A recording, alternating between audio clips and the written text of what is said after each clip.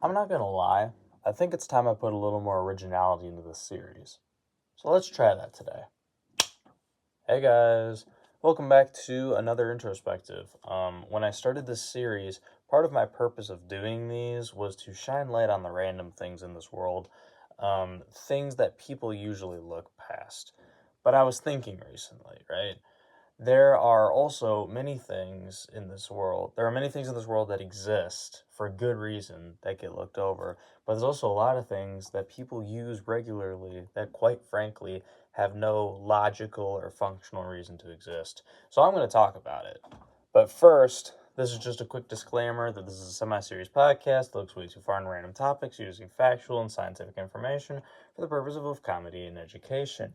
As such, certain points may be over-exaggerated for comedic effect, and I highly recommend people do their own research into the topics discussed in this series. Anyways, also, keep in mind that I'm not seriously getting rage baited over the existence of these things. If you like any of these things and can actually find proper use of them, I couldn't care less. This is just a funny video for entertainment. And just because I don't see the use in some items, maybe you do. So if so, congrats. But anyways, let's start with something that is actually more useful than people give it credit for. Then we'll get into the stuff that is no use to exist. I'm not a big drinker of soda, right? I do like certain kinds, and I'll drink cola if it's given to me or if it's the only caffeine available because I'm an addict, but it's usually not my first choice when reaching into the fridge. However, I am aware of the diet soda debate. Is it actually good for soda drinkers looking to diet? Well, let's be clear. Diet soda is bad for you. It is bad for you. The landmark ingredient, which is aspartame, is highly addictive and can cause several health problems over time. People often talk about cancer, but it's a lot more than just that. If you are genuinely looking for a quote unquote healthier soda, drink zero sugar, Coke zero, Pepsi zero, etc. But the point of diet soda is not necessarily to be healthier. It's to reduce calories and avoid sugar. Sometimes this is a phenomenon. Sometimes something can be bad, but it can still succeed at its job. And diet soda is a good example of that. A 12-ounce can of Coca-Cola contains 140 calories. A 12-ounce can of Diet Coke contains none. There is also no sugar and no high fructose corn syrup, as the non-caloric aspartame is used as the primary sweetener instead. So, yes, if regular soda is causing you to gain weight, you could lose some weight by drinking diet soda. And once again, while the best soda route may be to go zero sugar, there is no such thing as a healthy soda. If you want to start drinking healthier things, then just drink something like natural juice, milk, a smoothie, or even just some classic water, hell, even carbonated water. So this is the point. Diet soda is terrible for you, but so is every other soda. And if your only goal is losing weight while still continuing to drink pop, diet is a valid option, okay? Just because it's bad does not mean necessarily that it fails at its job. Next up on the list, we have gnats. You see, while insects like mosquitoes are very annoying and cause a lot of harm to both people and animals, they at least play a role in things like being prey for smaller animals and helping pollinate plants. If you can find one way that gnats significantly help sustain life on Earth that would cause serious issues if they were gone, please comment it down below and I will shout you out in the next introspective. The only thing gnats do to be useful is decompose. That's literally it. They die, and then they go in the dirt, they decompose, and then they become dirt.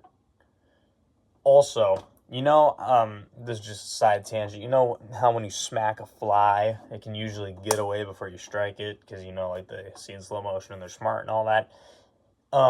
Whenever I go to smack a gnat, they don't even acknowledge it. There's this one time I was in the car and there was a gnat on the window, and I held my hand in front of this gnat for like 5 seconds, and then slow motion brought my hand up to the window, and it literally, it literally took several seconds and even me tapping on the window before the thing even moved.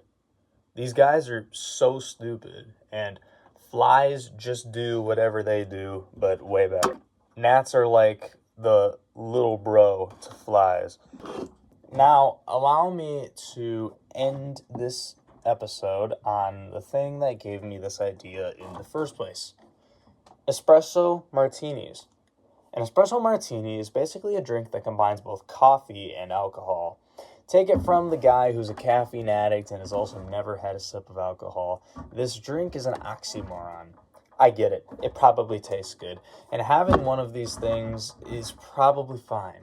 But drinking them back to back or super frequently just doesn't make sense. Once again, it makes sense if you are consuming this thing purely for the taste. But I'm not talking about taste here. I'm talking about like basic functionality. So think about the times you consume caffeine versus the times when you consume alcohol.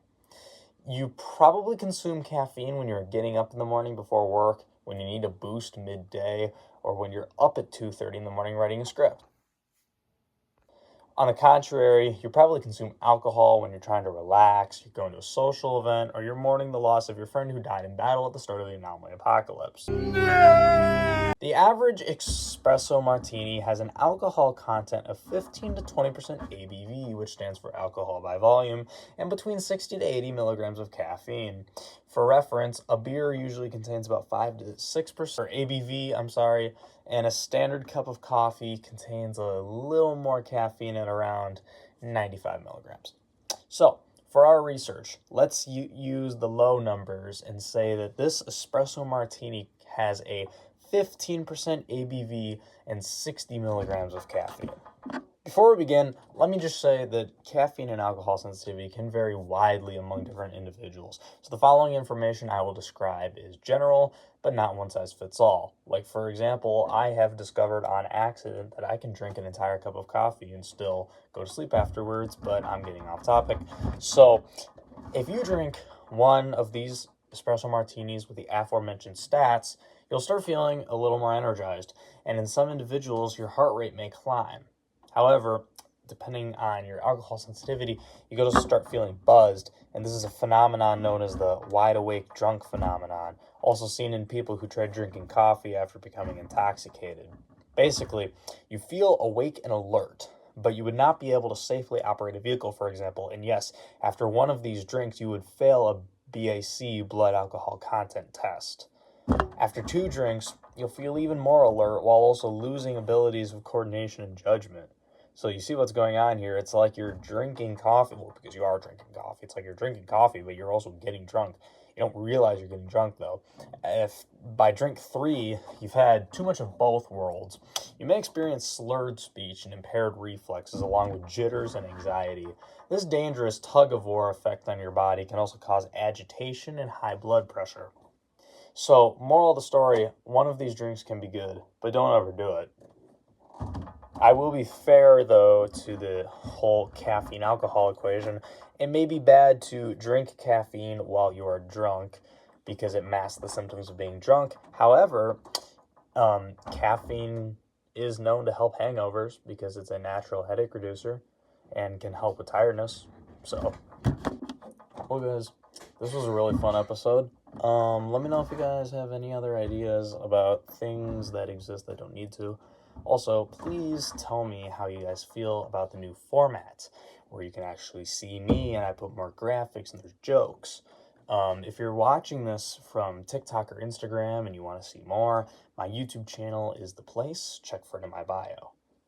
Well, that's it for today. I'll see you guys in the next episode of LIAMS Random Introspectives.